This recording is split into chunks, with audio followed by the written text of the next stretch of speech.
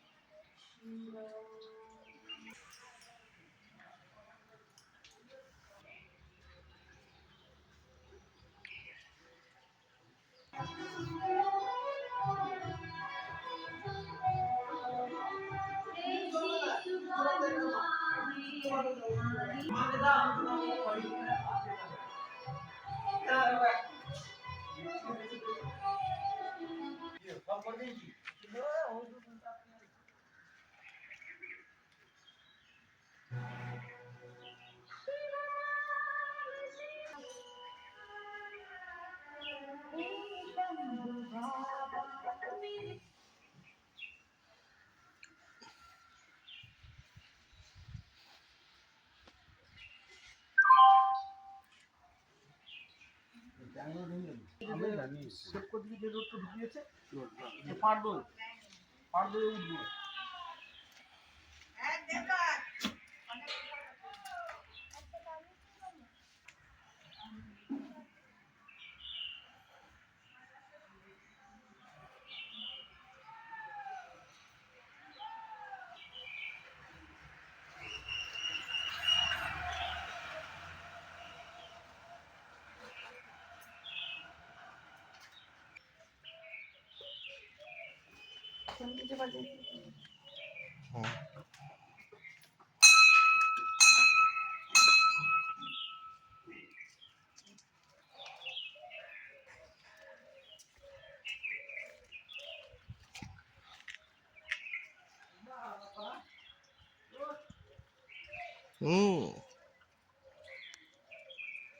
এখন সময় হয়ে গেছে 11টা 40। আমি গেছিলাম একটু বাজার, কেননা আলু আলু বাড়ন্ত ছিল। আর আজকে যেহেতু বৃহস্পতিবার, একটু নিরামিষ রান্না করব, তার জন্য পনির নিয়ে আসলাম আর করেছিলাম চাউমিন। সকালে মিটির জন্য টিফিনে বানিয়ে দিয়েছিলাম ভেজ চাউমিন। দেখতেই পাচ্ছেন আমি কিন্তু এখানে পেঁয়াজ টিয়াজ কিচ্ছু দিইনি, একটু সয়াবিন, একটু বাদাম, একটু গাজর এই দিয়ে একটু ফুলকপি দিয়ে করে দিয়েছি। আজকে করব একটু পনিরের তরকারি। এই যে দেখুন পনির নিয়ে চলে এসেছি তার জন্য, আর নিয়ে এসেছি কিছু সবজিও।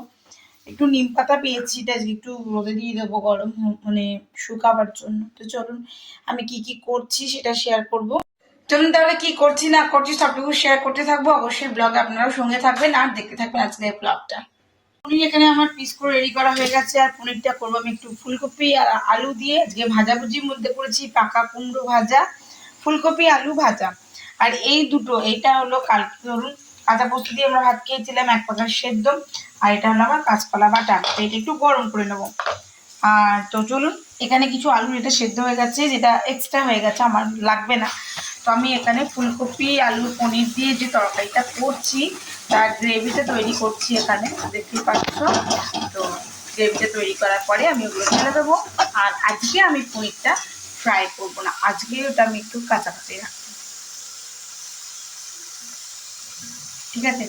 তো চলো বন্ধুরা সঙ্গে থাকো আর ব্লগ দেখতে থাকো। আর এইদিকে আমি বসিয়ে দিয়েছি মুগের ডাল, আর ভাত আমার অলরেডি অনেকক্ষণ আগে হয়ে গেছে। তো এখানে আমার ফুলকপি আলু দিয়ে গ্রেভিটা একদম তৈরি হয়ে গেছে। এখন আমি এটাকে খুব ভালো করে ফুটতে দেবো, আর ঠিক ফুটে ওঠার পরে আমি পনিরগুলোর মধ্যে দিয়ে দেবো। তো চলো আমার দুপুরের লাঞ্চ রেডি। লাঞ্চে কী কী করলাম একবার দেখিয়ে দিই। এই হলো কলা ভাজা, কলার খোলা ভাজা,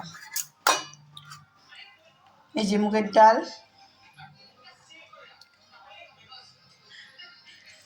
মটরশুঁটি দিয়ে, আর পনির, ফুলকপি, আলু দিয়ে তরকারি।